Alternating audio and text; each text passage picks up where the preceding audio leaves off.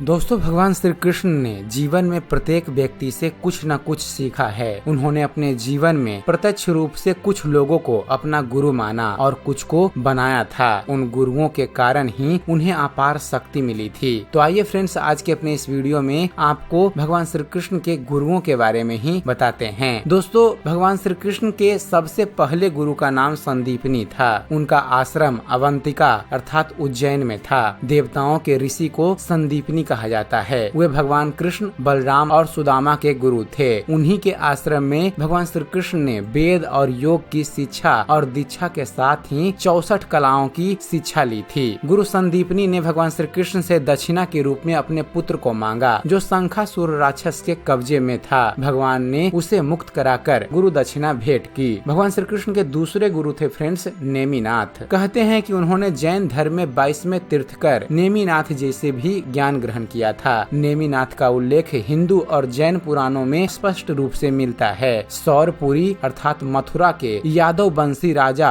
अंधक वृष्णि के ज्येष्ठ पुत्र समुद्र विजय के पुत्र थे नेमिनाथ। अंधक वृष्णि के सबसे छोटे पुत्र वासुदेव से उत्पन्न हुए भगवान श्री कृष्ण। इस प्रकार नेमिनाथ और श्री कृष्ण दोनों चचेरे भाई थे। इनकी माता का नाम शिवा था। दोस्तों, भगवान श्री कृष्ण के तीसरे गुरु घोर अंगिरस थे। ऐसा कहा जाता है कि घोर अंगिरस ने देवकी पुत्र कृष्ण को जो उपदेश दिया था, वही उपदेश श्री कृष्ण ने अर्जुन को कुरुक्षेत्र में दिया था, जो गीता के नाम से प्रसिद्ध हुआ। छांदोग्य उपनिषद में उल्लेख मिलता है कि देवकी पुत्र कृष्ण घोर अंगिरस के शिष्य हैं और वे गुरु से ऐसा ज्ञान अर्जित करते हैं जिसे फिर कुछ भी ज्ञातव्य नहीं रह जाता। चौथे गुरु थे वेद व्यास। दोस्तों, यह भी कहा जाता है कि उन्होंने महर्षि वेद व्यास से भी बहुत कुछ सीखा था। पांडु, धृतराष्ट्र और विदुर को वेद व्यास का ही पुत्र माना जाता है। वेद व्यास ही महाभारत के रचनाकार हैं और वे कई तरह की दिव्य शक्तियों से संपन्न थे। पांचवें थे परशुराम। दोस्तों, भीष्म पितामह, आचार्य द्रोण और अंगराज कर्ण तीनों ही परशुराम के शिष्य थे। श्री कृष्ण के पास कई प्रकार के दिव्यास्त्र थे। कहते हैं कि भगवान परशुराम ने उनको सुदर्शन चक्र प्रदान किया था। तो दूसरी ओर वे पशुपताश यस्त्र चलाना भी जानते थे। पशुपताश शिव के बाद भगवान श्री कृष्ण और अर्जुन के पास ही था। इसके अलावा उनके पास प्रसव पास्त्र भी था, जो शिव, वसुगन, भीष्म के पास ही था। इसके अलावा उनके पास खुद की नारायणी सेना थी और नारायण अस्त्र भी था। दोस्तों, अंत में भगवान श्री कृष्ण का भगवान होना ही उनकी शक्ति का स्रोत है। वे भगवान श्री हरि विष्णु के 10 अवतारों में से एक 8वें अवतार थे, जबकि 24 अवतारों में उनका नंबर 22वां था। उन्हें अपने अगले पिछले सभी जन्मों की याद थी। सभी अवतारों में उन्हें पूर्ण अवतार माना जाता है। दोस्तों, भगवान श्री कृष्ण 64 कलाओं में दक्ष थे। उनके पास सुदर्शन चक्र था। एक ओर वे सर्वश्रेष्ठ धनुर्धर थे, तो दूसरी ओर वे द्वंद्व युद्ध में भी माहिर थे। इसके अलावा उनके पास कई अस्त्र और शस्त्र थे। उनके धनुष का नाम सारंग था। उनके खड़ग का नाम नंदक, गदा का नाम कौमोदकी और शंख का नाम पांचजन्य था, जो गुलाबी रंग का था। दोस्तों, भगवान श्री कृष्ण के पास जो रथ था, उसका नाम जैत्र, दूसरे का नाम गरुड़ ध्वज था। उनके सारथी का नाम दारुक था और उनके अश्वों का नाम शैब्य, सुग्रीव, मेघपुष्प और बलाहक था। तो एक बार प्रेम से बोलिए फ्रेंड्स, जय श्री कृष्ण, जय श्री राधे। तो उम्मीद करते हैं फ्रेंड्स, आप सभी को हमारा ये वीडियो पसंद आया होगा। अगर वीडियो पसंद आया हो तो वीडियो को लाइक और शेयर करना ना भूलिएगा। और दोस्तों, इसी तरह के धर्म और इतिहास से जुड़े हुए ज्ञानवर्धक वीडियो देखते रहने के लिए आप हमारे चैनल ज्ञान मंथन को सब्सक्राइब करना ना भूलिएगा। हमारे चैनल को सब्सक्राइब कीजिए और हम आपके लिए ऐसे इंटरेस्टिंग वीडियोज लेकर आते रहेंगे। तो फिर जुड़े रहिए हमारे चैनल के साथ और देखते रहिए, जानते रहिए। धन्यवाद। जय हिंद।